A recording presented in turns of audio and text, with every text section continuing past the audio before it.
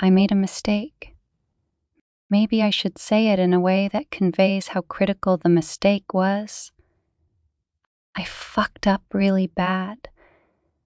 Funny thing is that doesn't truly describe the severity of it either. I guess I'll start by letting you know that I am an alcoholic. I go to work every day and have never lost a job or relationship due to my drinking, but I feel like I must drink just to feel normal. My alcoholism is simply defined as me enjoying being drunk more than sober. For years I looked my wife in her eyes, swearing that I had quit drinking. I would hold my infant daughter and whisper my promise of sobriety to her uncomprehending ears as well. Both of these were blatant lies. I justified these lies by telling myself that they were coming from a good place with the best intentions, but they were still lies. The road to hell is paved with good intentions, right? Trust me, we'll get back to that.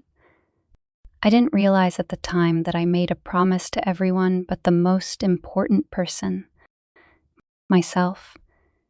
Drinking had become such a normal routine that I forgot about the possible dangers of driving after a few drinks.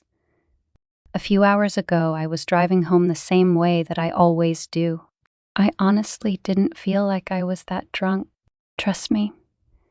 I've been truly drunk before, and this didn't feel like one of those times. The strangest part is that I remember driving home, and the next thing I knew, I woke up in the half of my car that wasn't wrapped around a telephone pole. At first, I couldn't see anything wrong with me. I wasn't in pain and didn't have any visible injuries. My excitement, however, was short-lived. There was a man sitting on an undamaged spot on the hood of my car. Man doesn't completely describe him, but it's close enough. He had all of the basic dimensions of a man with a few variations. The first thing I noticed was that his hands only had 4 nail-less fingers. His feet were the same. 4 toes, no nails. His face was normal, save for his eyes being spaced really far apart. In addition, his sharp nose and full lips gave him the appearance of a predatory bird. He sat partially naked. His sunburned red skin only covered by a black and gold metallic-looking loincloth and matching headdress that draped over his shoulders like an Egyptian pharaoh. I stared in disbelief as he guzzled an entire bottle of dark liquor in one continuous greedy gulp. When he was finished, he stared at the bottle and let out a loud and satisfying burp. Oh man, this stuff is fucking amazing. I see why you like it so much, he said. What's going on? I asked stupidly as I stepped out of my damaged car. Some part of my mind already knew, but I was hoping that I was wrong, still lazily sitting on the car hood. The strange man said, "The simplest way to put it is you're dead, and I'm here to get you all settled into your new place of residence." Dead? I asked, trying to get my mind wrapped around the idea more than expecting an answer. But I'm not hurt. Look at me.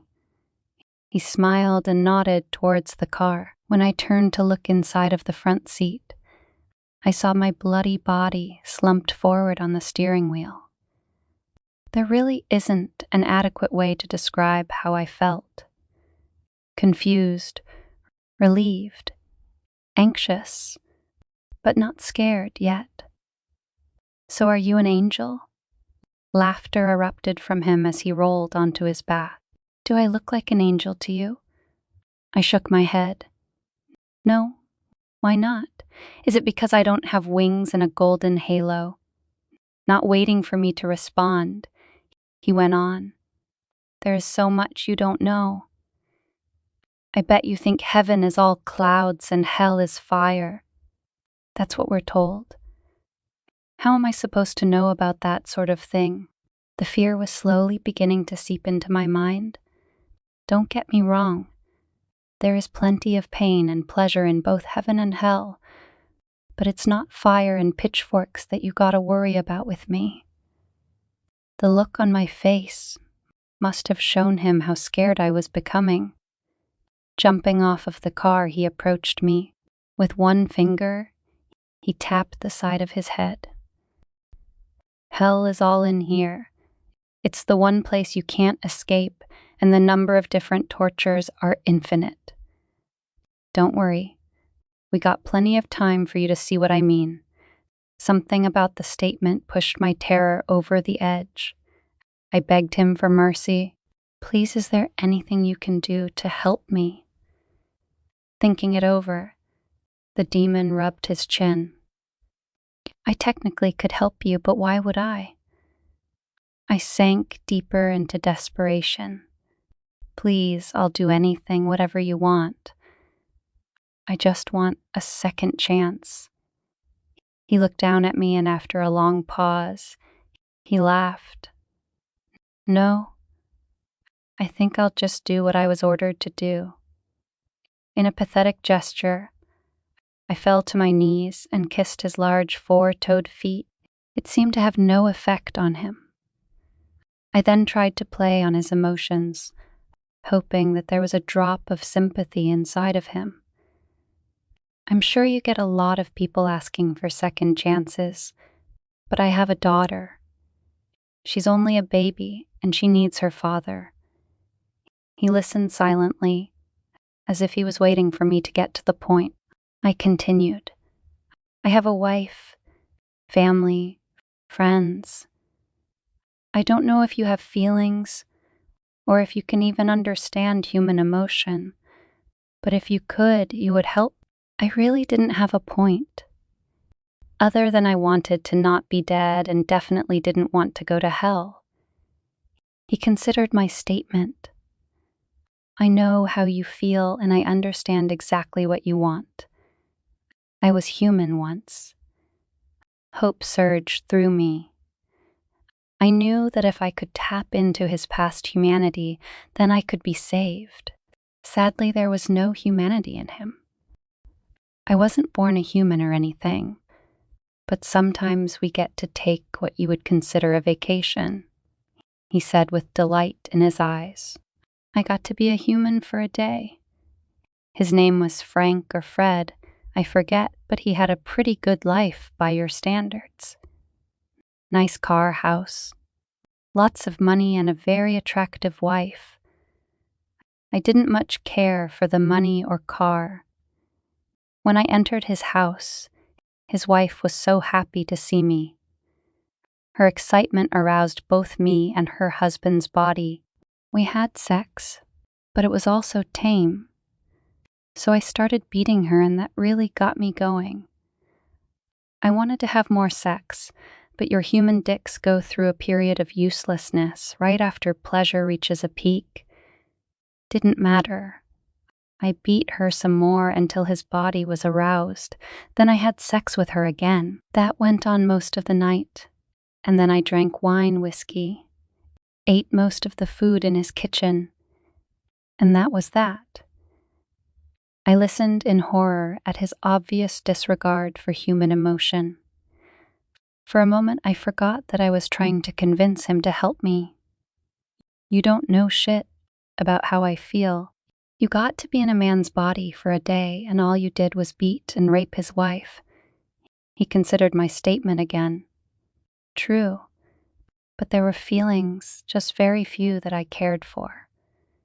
The man was sad and disgusted the entire time. He was in love with the woman.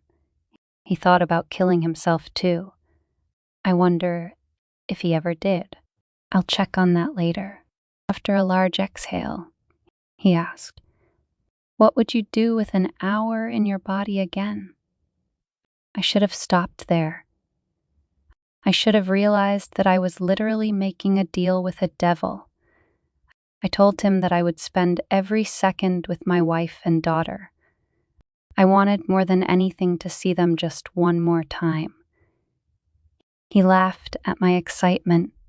Next, he sat an hourglass on the hood of my wrecked car. All right, it's a deal. I'm sure you know what this is. When you wake up, your wounds will be healed and you will be as healthy as you were before the crash.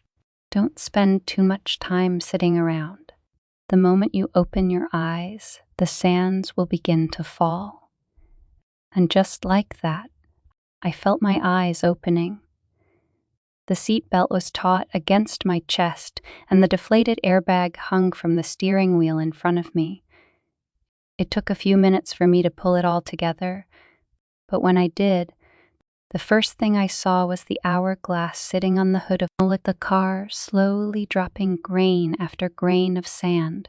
The realization hit me that I was on borrowed time, and I sprinted all the way home. I didn't bother grabbing the hourglass. I was sure that it would go wherever I went. It took me about 10 minutes to get to my house. I didn't want to wake my wife and daughter. I just wanted to watch them sleep until my time ran out. Waking them would only cause them more pain because I would undoubtedly cry the entire time. On top of that, I didn't want the confusion of seeing me show up crying and then find out the next morning that I had died in a car crash earlier that night. So I just sat and watched. The hourglass was sitting on the dresser just as I thought it would be. I was so happy to see that only a small amount of time had passed. I quietly wept as I watched my daughter and wife for the last time. This is when the fear truly set in. Having a conversation with a demon and realizing that I was going to hell was scary, but being torn away from everything that I loved was the worst fear I've ever experienced. As the time ran down, I thought about the demon and why he was at first so resistant to giving me a chance, then for no reason at all, decided to give me an hour of life. Then just like that, he appeared. Dread filled my chest at the sight of him. I still have at least a half an hour, I pleaded. Calm down. I put your time on hold. I looked and saw that the sands in the hourglass were frozen mid-fall. The reason I showed up is to inquire about payment, he said casually. For a second, I was confused, but then the realization of the predicament I was in hit me hard. Payment for what? This hour, ignoring the question. The demon laid down on the bed next to my daughter. I sprang to my feet. You better not hurt her, you piece of shit. The demon chuckled at my clenched jaw and balled up fists. I accept payment in the form of souls or misery, nothing else. You told me that you would do anything if I helped you. You volunteered that? I didn't ask. I knew that I had fucked up. So desperate to hold on to a life that had already slipped through my fingers. I failed to ask what the price would be for his merciful gift. I had been deceived. I wanted to scream at him, but pushed my rage down and spoke through clenched teeth. You tricked me. You lied to me. He placed his hand on my daughter's back and gave it a gentle rub. Wasn't it you that lied to her? Wasn't it that very lie that led to the situation that you are in now? I was so angry and scared, but he was right. I promised that I would stop drinking, and now I was paying for it. The question that eluded me the entire time was why exactly I was going to hell. I wasn't a bad man, besides drinking and lying to hide my drinking. But that shouldn't be enough to warrant eternal damnation. You never told me why I deserved to go to hell. You never asked. I couldn't respond. All I could do was stare in frustration. The awkward silence was broken by his laughter. You really don't remember, do you? As I said before, I remember driving home and waking up dead. It It wasn't revealed to me until that moment that somewhere along my trip home I ran over and killed 3 people before crashing into the telephone pole and killing myself. So back to payment, he said, the amusement gone from his face. Who do you love more, your wife or your daughter? The question and its implications shook me to the core. I knew what he was going to ask next, and I dreaded each second of silent tension he let build. He swung his feet over the bed and onto the floor. Don't answer yet. Have a drink with me first. On the nightstand beside me sat a bottle of my favorite whiskey and 2 glasses already poured. Numb to the entire endeavor and wanting it to be over, I raised my glass and poured the liquid into my mouth. The warm sensation slowly calmed me, instantly making the situation more manageable. We drank 2 more before he spoke again, his tone suddenly consoling. Usually I don't let people choose, but I'll give that to you, free of charge. What do you want me to do? I asked in a shaky voice. All you have to do is tell me which one. He smiled as he placed his hand on my shoulder. Will it hurt? I asked, understanding that I was in a no-win situation. Not a bit, he whispered. All I'll do is place my hand on one of them. They will take one last deep breath, and then they will be gone. I'll be right there to catch the soul before it floats away. What if I can't choose? I asked, hoping for some loophole in his proposition. Just as I'm trying to be nice to you, you would still think about denying me what's mine, he whispered in the same soothing voice. If you don't choose one, then I'll take both of them. I cried as I poured myself another drink. Can I tell you after my time is up? I asked. Oh, of course. Enjoy your remaining time, and we'll handle business when I return. And just like that, he was gone again. Only the hourglass and the alcohol remained. It's pure hell having to decide between your wife and your daughter dying. I love them both so much, and there is no easy choice. You might say that picking my daughter to live and avoid going to hell with me is a no-brainer. But saying the words that condemn my wife is something I don't think I can do. I knew what he wanted me to do. He wanted the decision to haunt me. I fucked up so badly every step of the way, but I wouldn't let the ones I love suffer for my mistakes. I couldn't let him win. I only had one option.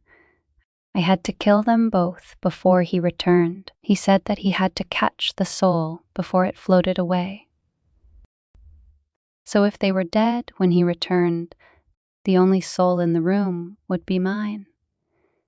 So here I am, pouring another drink and staring at the hourglass.